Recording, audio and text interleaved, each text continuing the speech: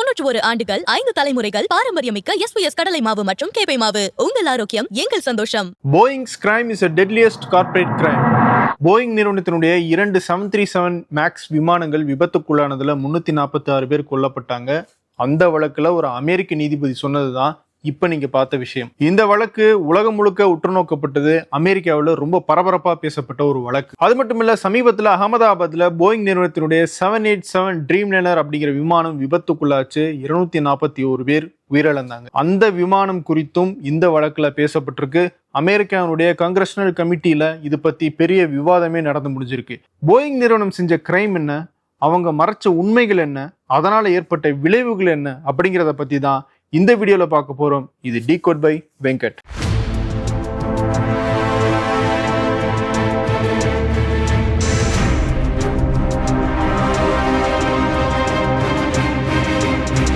Boeing நிறுவனத்தை பத்தி உலகத்துல இருக்கிற எல்லாருக்குமே தெரிஞ்சிருக்கும். மிக பிரபலமான ஒரு விமான தயாரிப்பு நிறுவனம். அந்த நிறுவனத்தினுடைய விமானங்கள் ஆயிரக்கணக்கில் உலகம் முழுக்க பறந்துகிட்டு இருக்கு. ஆகஸ்ட் 2015 737 மேக்ஸ் 8 அப்படிங்கிற வகையிலான விமானத்தை போயிங் நிறுவனம் தயாரிப்புக்குள்ள கொண்டு வராங்க. மார்ச் 2017 அமெரிக்காவுடைய ஃபெடரல் ஏவியேஷன் அட்மினிஸ்ட்ரேஷன் அப்படின்னு சொல்லப்படுற FAA அமைப்பு அந்த விமானத்துக்கு அப்ரூவல் கொடுத்து சர்டிபிகேஷனும் பண்றாங்க. அதன் பிறகு 737 மேக்ஸ் 8 விமானங்களை விற்பனைக்கு கொடுக்குறாங்க போயிங் நிறுவனம். ஆர்டர் எந்தெந்த நாடுகளுக்கெல்லாம் எந்தெந்த நிறுவனங்கள் எல்லாம் பிளேஸ் பண்ணாங்களோ அவங்களுக்கெல்லாம் சப்ளை பண்ண ஆரம்பிக்கிறாங்க. எல்லாம் சுமூகமாக போய்கிட்டு இருந்துச்சு அக்டோபர் 2018 வரைக்கும். இந்தோனேஷியாவில் லயன் ஏர் அப்படிங்கிற ஒரு விமான நிறுவனம் இருக்கு. அவங்க இந்த 737 மேக்ஸ் 8 விமானத்தை வாங்கி இயக்கிட்டு இருக்காங்க. ஃபிளைட் 610 அப்படிங்கிற அவங்களுடைய விமானம் ஜகார்த்தாவிலிருந்து பறக்கும்போது ஜாவானுடைய கடல் பகுதியில் அன்பார்ச்சுனேட்லி விழுந்து நொறுங்கிறது. இதுல 189 பேர் உயிரிழக்கிறாங்க. லயன் ஏர் நிறுவனத்தால பிராண்ட் நியூவாக போயிங் கிட்ட இருந்து வாங்கப்பட்ட அந்த 737 மேக்ஸ் 8 விமானம் அந்த விபத்து நடக்கும்போது 800 மணி நேரம் மட்டும்தான் பறந்துருந்துச்சு. இப்போ அகமதாபாத்ல விமானம் விபத்துக்குள்ளாச்சு இல்லையா, அந்த விமானம் கிட்டத்தட்ட 11 ஆண்டுகள் சர்வீஸ்ல இருக்கு. மிக பழசு அப்படின்லாம் பேசப்பட்டுச்சு. அதனால கூட விபத்து நடந்துக்கலாம் அப்படின்லாம் சொல்றாங்க. ஆனா அதுவே ரொம்ப பழசு இல்லைன்ற ஒரு தகவலும் எக்ஸ்பர்ட்ஸ் கிட்ட இருந்து சொல்லப்படுது. நிலைமை இப்படி இருக்கும்போது 2018 800 மணி நேரம் மட்டுமே பறந்திருந்த ஒரு விமானம் விபத்துக்குள்ளானது ரொம்ப அதிர்ச்சியை ஏற்படுத்துச்சு. இந்த விபத்து தொடர்பாக இந்தோனேஷியாவினுடைய விமான போக்குவரத்து பாதுகாப்புத்துறை ஒரு விசாரணையை மேற்கொண்டாங்க. அதுலதான் அந்த அதிர்ச்சி முதல்ல தெரிய வருது. விபத்துக்குள்ளான 737 மேக்ஸ் 8 விமானத்தினுடைய MCAS அதாவது மேனுவரிங் கேரக்டரிஸ்டிக்ஸ் ஆக்மெண்டட் சிஸ்டம் அப்படின்னு சொல்லப்படுற ஒரு தொழில்நுட்பத்துல ஒரு குறைபாடு இருந்தது விசாரணையில கண்டுபிடிக்கப்பட்டுச்சு. இந்த கிளிச் அதாவது இந்த குறைபாடு காரணமாக ஆட்டோமேட்டட் மோட்ல பறந்துட்டு இருந்த விமானம் திடீர்னு நோஸ் டைவ் ஆக ஆரம்பிச்சிருக்கு. அதாவது விமானம் தரையை நோக்கி திடீர்னு கவிழ ஆரம்பிச்சிருக்கு. இந்த மாதிரி சிச்சுவேஷன்ஸ்ல பைலட்ஸ் என்ன பண்ணுவாங்கன்னா ஆட்டோமேட்டட் மோட்ல இருந்து மேனுவல் ஓவர் ரைட் பண்ணுவாங்க. அதாவது விமானத்தை தங்களுடைய கண்ட்ரோல்ல எடுப்பாங்க. அப்படி அந்த விமானத்தை இயக்கிய விமானிகளும் விமானத்தை தங்களுடைய மேனுவல் கண்ட்ரோல்ல எடுக்க முயற்சி பண்ணியிருக்காங்க. ஆனால் அது தங்களுடைய மேனுவல் கண்ட்ரோலுக்கு வரவில்லை. இந்த MCASல இருந்த அந்த ஒரு சாஃப்ட்வேர் குறைபாடு காரணமாக தான் இந்த மேனுவல் ஓவர் ரைட் நடக்கல அப்படிங்கிறத இந்தோனேஷியா அரசாங்கம் பின்னாடி கண்டுபிடிச்சாங்க. ஆனால் போயிங் நிறுவனம் என்ன சொன்னாங்கன்னா, எங்களுக்கு அப்படி ஒரு கிளிச் இருக்கிறதே தெரியாது, இதுக்கப்புறம் நாங்க சரி பண்ணிடுறோம் அப்படின்னு சொல்லி ஒரு வாக்குறுதியை கொடுத்தாங்க. ஆனா பிரச்சனை இதோட முடியல. 2019 ஆண்டு மார்ச் மாதம் எத்தியோப்பியனுடைய தலைநகர் அடிஸ் அபாபாவில இருந்து கென்யாவை நோக்கி பறந்த எத்தியோப்பியன் ஏர்லைன்ஸினுடைய விமானம் ஒண்ணு விபத்துக்குள்ளாகி 157 பேர் கொல்லப்பட்டாங்க. இதுவும் போயிங் நிறுவனத்தினுடைய அதே 737 மேக்ஸ் 8 விமானம் தான். இந்த விமான விபத்துக்கும் நான் முன்னாடியே சொன்ன MCASல இருந்த அந்த சாஃப்ட்வேர் கிளிச் தான் காரணம் அப்படிங்கிறது தெரிய வந்துச்சு. இதையடுத்து உலகம் முழுக்க எந்தெந்த நாடுகள் எல்லாம் 737 மேக்ஸ் 8 விமானம் பயன்படுத்தப்பட்டு இருந்துச்சோ அதெல்லாம் உடனடியாக கிரவுண்ட் செய்யப்பட்டது. அதாவது சேவை நிறுத்தப்பட்டுச்சு.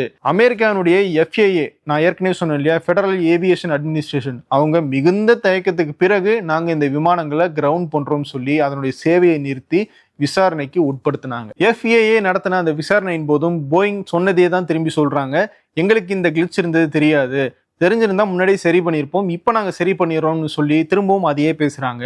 இந்த விசாரணை நடந்துட்டு இருக்கும் போதே அமெரிக்க ஊடகங்கள்ல ஒரு பெரிய எக்ஸ்போஸ் நடக்குது. போயிங் நிறுவனம் தங்களுடைய இன்டர்னல் கம்யூனிகேஷனுக்காக பகிர்ந்து கொண்ட ஒரு மெசேஜ்ல மார்க் ஃபோர்க்னர் அப்படின்னு சொல்லப்படுற ஒரு டெஸ்ட் பைலட், அவர் இந்த MCAS தொழில்நுட்பத்துல அந்த சாஃப்ட்வேர்ல இருந்த அந்த கிளிச்சை 2016 ஆண்டே சுட்டி காட்டியதாக சொல்லப்பட்டிருக்கு. ஆனா அதை FAA கிட்ட மறைச்சு அவங்க கிட்ட இப்படி ஒரு பிரச்சனை இருக்கு, இந்த சிஸ்டத்தை பத்தி தெளிவா எடுத்து சொல்லாம சர்டிபிகேட் வாங்கியிருக்காங்க அந்த 737 மேக்ஸ் 8 விமானம் தகுதியானதுன்னு. இதே மார்க் ஃபாக்னர் FAA உடைய விசாரணையில நேர்ல ஆஜராகி அவர் சொன்னது என்னன்னா, நான் தான் அந்த குறைபாடு இருக்கிறத உங்ககிட்ட சொல்லாம மறைச்சு இந்த சர்டிபிகேட்டை வாங்குறதுக்கு உதவுனேன் அப்படின்னு அவர் அந்த பழியை ஏத்துக்கிறாரு.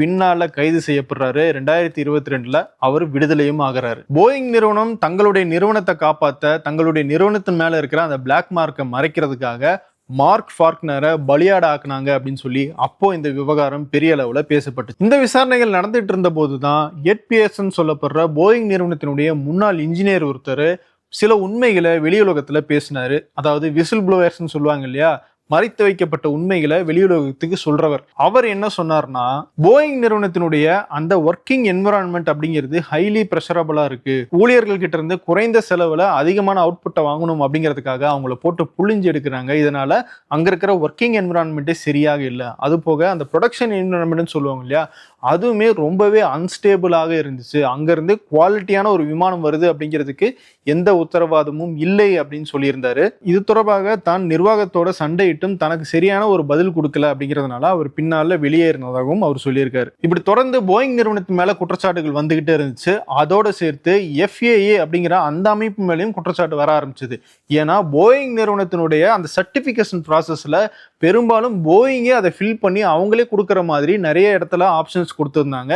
அதனால போயிங்கும் FAAயும் சேர்ந்து தான் இந்த கரப்ஷன்ல ஈடுபட்டு இப்படி ஒரு ஸ்கேம் நடத்துறதுக்கு காரணமாக இருந்தாங்க அப்படிங்கிற ஒரு குற்றச்சாட்டு வரவும் விசாரணை FAA அமைப்பு கிட்ட இருந்து அமெரிக்காவினுடைய செக்யூரிட்டிஸ் அண்ட் எக்ஸ்சேஞ்சஸ் கமிஷன் கிட்ட வருது. அதாவது சமீபத்தில் அதானி மேல ஒரு வழக்கு வந்துச்சுல, அதையும் இந்த US securities and exchanges commission தான் நடத்தினாங்க. அந்த விசாரணை நடக்கும்போது போயிங் நிறுவனத்தின் சார்பில் ஒரு கோரிக்கை வைக்கப்படுது. எங்க மேல கிரிமினல் வழக்கு தொடர்றத ஒரு 3 ஆண்டுகளுக்கு தள்ளி போடணும்.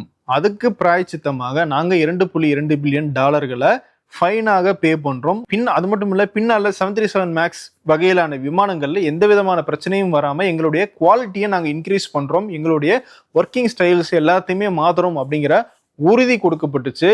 டிபார்ட்மெண்ட் ஆஃப் ஜஸ்டிஸ்ன்னு சொல்லப்படுற அமெரிக்காவினுடைய நீதித்துறை, அதாவது இந்தியாவில் டிபார்ட்மெண்ட் ஆஃப் லீகல் அஃபேர்ஸ்ன்னு சொல்றோம் இல்லையா, அதுதான் அங்க டிபார்ட்மெண்ட் ஆஃப் ஜஸ்டிஸ். அவங்களுக்கு இந்த விவகாரத்துல பெரிய அளவிலான அதிகாரம் இருக்கு அப்படிங்கிறதுனால அவங்க போயிங் நிறுவனத்தினுடைய அந்த கோரிக்கையை ஏத்துக்கிட்டு 3 ஆண்டுகளுக்கு அந்த கிரிமினல் வழக்குகளை ஒத்தி வைக்கிறாங்க. ஆனா இதுக்கு உயிரிழந்த 346 பேருடைய குடும்பத்தினர் கடுமையான எதிர்ப்பை தெரிவிச்சாங்க. டிபார்ட்மெண்ட் ஆஃப் ஜஸ்டிஸ் போயிங் நிறுவனத்துக்கு உதவுது அப்படிங்கிற குற்றச்சாட்டை எல்லாம் வச்சாங்க.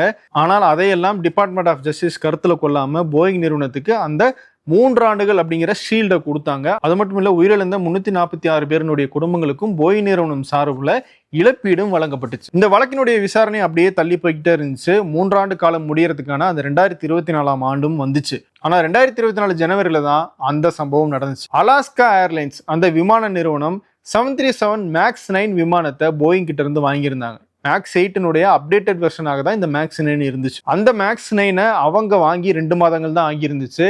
சர்வீஸுக்காக அவங்க விமானம் பயணிகளை ஏற்றிட்டு பறக்கும்போது விமானத்தினுடைய எமர்ஜென்சி எக்ஸிட் பிச்சுக்கிட்டு வெளியே போயிருச்சு. பறந்துகிட்டு இருக்கும் போதே ஒரு கதவு பிச்சுக்கிட்டு போகுதுன்னா அது என்ன மாதிரியான தாக்கத்தை ஏற்படுத்தும் அப்படின்றத யோசிச்சு பாருங்க. உள்ள ஆக்சிஜன் மாஸ்க் வருது, அவங்களால மூச்சு விட முடியல. கிட்டத்தட்ட 50 பேர் இதுல காயமடைஞ்சாங்க. விமானம் பத்திரமாக தரையிறக்கப்பட்டுச்சு, அது வேற விஷயம். ஆனால் இப்படி ஒரு கம்ப்ளைண்ட் திரும்பவும் போயிங் மேல வந்த உடனே விசாரணை திரும்பவும் சூடுபிடிக்க ஆரம்பிக்குது.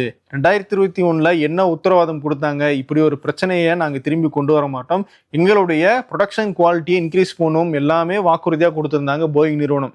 ஆனால் இந்த கதவு பிச்சுட்டு போன விவகாரத்துல திரும்பவும் ஒரு கிரிமினல் வழக்கு பதியப்பட்டு விசாரிச்சதுல என்ன தெரிஞ்சதுன்னா, அந்த கதவினுடைய முக்கியமான 4 போல்ட்டுகள் சரியாக ஃபிட் செய்யப்படல. அது ஒரு மாதிரி லூஸான ஹார்ட்வேரா இருந்திருக்கு. அது போய் சரியா உட்காராதனால தான் இப்படி ஒரு இக்கட்டான சூழ்நிலையில அது பறந்து போயிருக்கு அப்படிங்கிற ஒரு அதிர்ச்சிகரமான விஷயம் தெரிய வந்துச்சு. இப்படிப்பட்ட சூழ்நிலையில தான் FAA திரும்பவும் ஒரு ஆடிட்டை போயிங் நிறுவனத்தில் நடத்துது. போயிங் மட்டும் கிடையாது, ஸ்பிரிட் ஏரோ சிஸ்டம்ஸ் அப்படின்னு சொல்லப்படுற அந்த நிறுவனத்தின் மேலேயும் சோதனை நடத்துது. ஏன் அப்படின்னா அந்த நிறுவனம் தான் இந்த போயிங் நிறுவனத்துக்கு ஹார்ட்வேர்ஸை சப்ளை பண்ணியிருக்கு, எக்யூப்மெண்ட்ஸையும் சப்ளை பண்ணியிருக்கு. அதனால அவங்களுடைய ப்ரொடக்ஷன் கேப்பபிலிட்டி எப்படி இருக்கும் அப்படிங்கிறதையும் ஆடிட் பண்றாங்க FAA. அதுல கண்டுபிடிக்கப்பட்டது என்னன்னா, ஒரு ஆரோக்கியமான ப்ரொடக்ஷன் என்விரான்மெண்ட் போயிங்லயும் ஸ்பிரிட் ஏரோ சிஸ்டம்ஸ்லயும் இல்லை அப்படிங்கிறது தான் அதிர்ச்சிகரமாக தெரிய வந்துச்சு. ஊழியர்கள் ஒரு பயந்த மனநிலையே வேலை பார்த்துட்டு இருக்காங்க. ஏன்னா காஸ்ட் கட்டிங் அப்படின்னு சொல்லி நிறைய பேரை வேலையை விட்டு அனுப்பிடுறாங்க. குறைந்த காசுல அதிகமான எஃபிஷியன்சி கொண்டு வரணும் அப்படிங்கிறதுக்காக குவாலிட்டியில காம்ப்ரமைஸ் பண்ணியிருக்காங்க. இதையெல்லாம் தட்டி கேட்கிற ஊழியர்களை வேலையை விட்டு அனுப்புறது, அவங்க மேல நடவடிக்கை எடுக்கிறது அப்படின்னு பண்ணிட்டு இருந்திருக்காங்க. அதனால ஊழியர்கள் யாரும் கீழே இருக்கிற பிரச்சனைகளை மேல நிர்வாகத்துக்கிட்ட கொண்டு போய் சேர்க்கறது இல்லை. அப்படியே சேர்த்தாலும் அதுக்கான ரியாக்ஷன் அங்க எதுவும் கிடைக்கிறது இல்லை அப்படிங்கிறது விசாரணையில தெரிய வந்துச்சு. அது மட்டும் இல்ல 737 மேக்ஸ் வகையிலான விமானங்கள்ல 12க்கும் மேற்பட்ட குறைபாடுகள் இருக்கிறதையும் FAA கண்டுபிடிச்சாங்க. இதையடுத்து மார்ச் 2024 இன்னொரு சம்பவம் நடந்துச்சு. நியூ ஜெர்சியில ஒரு விமானம் தரையிறங்கும் போது அந்த டயர்ல இருந்த ஒரு பேடலர் அது சரியா ஒர்க் ஆகாம போகவே டயர் ஸ்டக் ஆயிருச்சு. உடனடியாக அந்த பைலட் திரும்பவும் அந்த விமானத்தை டேக் ஆஃப் பண்ணதுனால அந்த விமானம் விபத்துல சிக்கிறதுல இருந்து தப்பிச்சுது. அதுவும் விசாரணைக்குள்ள வர ஆரம்பிச்சது. யூஎஸ்ல காங்கிரஸ்னல் கமிட்டிஸ் அப்படின்னு இருக்கும். அதாவது செனேட்டர்ஸ் எல்லாம் அங்க கூடி, எதிர்கட்சியும் சரி ஆளுங்கட்சியும் சரி எல்லாரும் அங்க கூடி இந்த மாதிரியான வழக்குகள்ல சம்பந்தப்பட்ட நிறுவனங்கள்ல உட்கார வச்சு நேரடியாக கிரில் பண்ணுவாங்க. கேள்வி மேல கேள்வியா கேட்டு தொலைச்சு எடுப்பாங்க. அப்படிப்பட்ட சம்பவமும் இந்த போயிங் நிறுவனத்துக்கு நடந்தது. இதே மாதிரி ஃபேஸ்புக்கு, கூகுளுக்கு, எல்லா நிறுவனத்துக்கும் நடந்திருக்கு. அப்படி விசாரணை நடத்தப்பட்டதுல இன்னும் சில விசில் ப்ளோயர்ஸ் அவங்களும் ஆஜராகி பதில் சொன்னாங்க. அதுல ஒருத்தர் தான் ஜான் பேர்னெட் அப்படிங்கிறவரு. இவரும் போயிங் நிறுவனத்தினுடைய ஃபார்மர், அதாவது முன்னாள் குவாலிட்டி மேனேஜராக பணியாற்றி இருக்காரு. அவர் சொன்னது என்னன்னா, சேஃப்டிக்கான விஷயத்துல நிறைய காம்ப்ரமைஸ் போயிங் நிறுவனம் பண்ணிக்கிட்டு இருக்காங்க.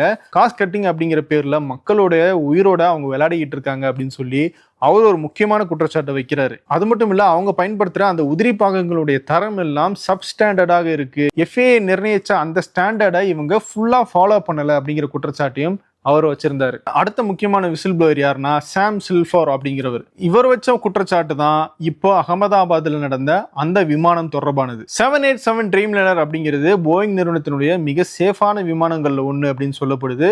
ஒரு ஹைடெக் வசதிகளோட இருக்கிறத பெரிய விமானம். ஆனால் போயிங் சொல்றபடி, நம்மளாம் நம்புறபடி 787 அவ்வளவு தூரம் பாதுகாப்பானது கிடையாதுன்னு சொல்றாரு சாம் சாலிஃபர். இவரும் போயிங் நிறுவனத்தினுடைய ஒரு முன்னாள் ஊழியர் தான். ஸ்ட்ரக்சரலாக 787 ட்ரீம்லைனர்ல பிரச்சனைகள் இருக்கு அப்படின்னு சொல்றாரு.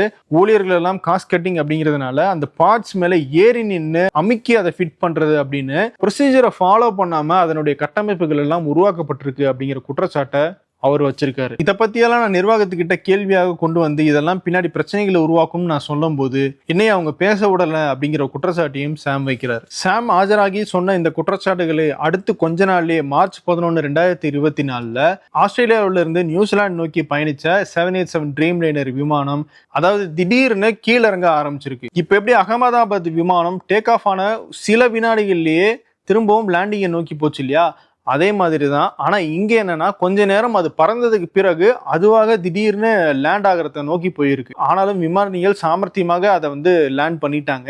இதுலயும் 16 பேர் காயமடைஞ்சாங்க. சாம் சொன்னதுக்கு பிறகுதான் இந்த சம்பவம் நடக்குது. அப்பவே இது ஒரு பெரிய சர்ச்சையாக பேசப்பட்டுச்சு. ஆனால் இந்த அகமதாபாத் விமான விபத்துக்கு முன்னாடி இந்த 787 ட்ரீம்லைனர் விமானம் பெரிய அளவிலான எந்த கிராஷ்லயும் ஈடுபடல. சின்ன சின்ன பிரச்சனைகள் அப்பப்போ சொல்லப்பட்டுட்டு தான் இருந்துச்சு. ரிஸ்கான பிரச்சனைகளும் அதுல இருக்கு அப்படிங்கிற குற்றச்சாட்டுகளும் அப்பப்போ வந்துகிட்டு தான் இருந்துச்சு. அகமதாபாத்ல நடந்தது தான் முதல் கிராஷ். போயிங்கினுடைய தயாரிப்புல இருக்கிற குறைபாடுகளை சுட்டி காட்டுற ஊழியர்கள் மேலேயும் நடவடிக்கை எடுக்கப்படுது அப்படிங்கிற விஷயம் தொடர்ந்து பேசப்பட்டுட்டே வந்துச்சு. அந்த வகையில society of professional engineering employees in aerospace SPEEA அப்படிங்கிற ஒரு அமைப்பு இருக்கு. இதுல போயிங் நிறுவனத்தை சேர்ந்த இன்ஜினியர்களும் டெக்னிக்கல் ஒர்க்கர்ஸும் இருக்காங்க. பல்வேறு நிறுவனங்களுடைய இன்ஜினியர்களும் இதுல இருக்காங்க. அவங்க ஒரு போராட்டத்தை அறிவிக்கிறாங்க, ஒரு கம்ப்ளைண்ட்டை மேற்கொள்றாங்க. அது எதை பத்தினா, போயிங் நிறுவனத்தினுடைய 777, 787 இந்த 2 விமானத்திலையும் இருக்கிற குறைபாடு தொடர்பாக நிர்வாகத்துக்கிட்ட முறையிட்ட 2 எம்ப்ளாயிஸ் மேல அந்த நிர்வாகம் நடவடிக்கை எடுத்திருக்காங்க.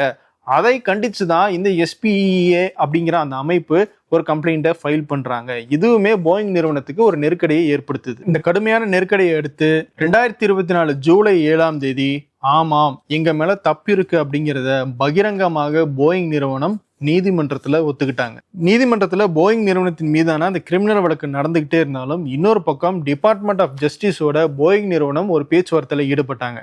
அந்த பேச்சுவார்த்தையின் அடிப்படையில இப்போ டிபார்ட்மெண்ட் ஆஃப் ஜஸ்டிஸுக்கும் போயிங் நிறுவனத்துக்கும் இடையில ஒரு ஒப்பந்தம் கையெழுத்தாகி இருக்கு. அதன்படி போயிங் நிறுவனத்தின் மேல இருக்கிற கிரிமினல் வழக்குகளை டிபார்ட்மெண்ட் ஆஃப் ஜஸ்டிஸ் நீக்கிடுவாங்க. அதுக்கு பதிலாக போயிங் நிறுவனம் 243 மில்லியன்களை அமெரிக்க அரசுக்கு ஃபைனாக கொடுக்கணும்.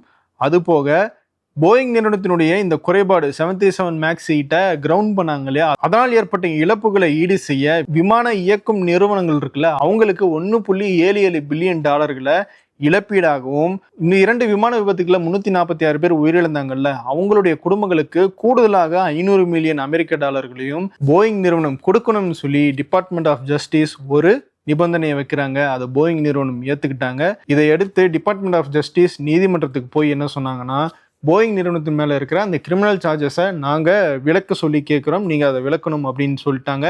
இதையடுத்து நீதிமன்றமும் அதை விலக்கிறதுக்காக முடிவெடுத்துட்டாங்க. டிபார்ட்மெண்ட் ஆஃப் ஜஸ்டிஸ் இந்த வழக்கை நடத்துறதுனால அவங்களுடைய பரிந்துரையின் பேர்ல தான் நீதித்துறை செயல்படணும் அப்படிங்கிறது இருக்கு. அதனால இப்போ போயிங் நிறுவனம் அந்த கிரிமினல் சார்ஜஸ்ல இருந்து எஸ்கேப் ஆகியிருக்கு.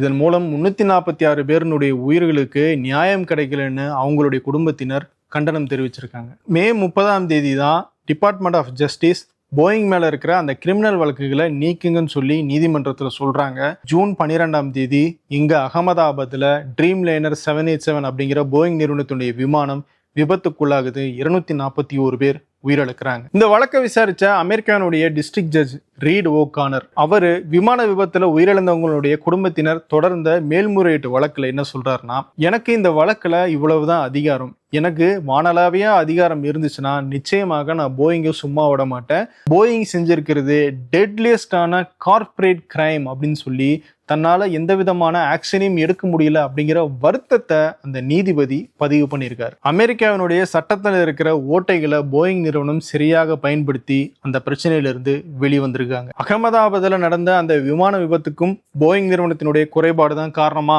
அப்படிங்கிறது நமக்கு இதுவரைக்கும் தெரியாது. ஆனால் கண்டிப்பாக போயிங் நிறுவனத்தினுடைய குறைபாடும் இதுக்கு ஒரு முக்கியமாக காரணமாக இருக்குமா அப்படிங்கிற ஆங்கிள்லையும் இந்திய அரசாங்கம் விசாரணைக்கு உட்படுத்த வேண்டும் அப்படிங்கிறது தான் நம்ம இந்த நேரத்தில் வைக்கிற ஸ்ட்ராங்கான கோரிக்கை. இந்த விமான விபத்து தொடர்பாக இன்னும் பல்வேறு அனாலிசிஸை நம்ம டீகோட் நிகழ்ச்சியில பார்க்கலாம். வேறொரு வீடியோவில் உங்களை மீண்டும் சந்திக்கிறேன். நன்றி. 91 ஆண்டுகள் 5 தலைமுறைகளின் பாரம்பரியத்துடன் வாடிக்கையாளர்களின் நன்மதிப்பை பெற்ற SVS கடலை மாவு மற்றும் கேப்பை மாவு.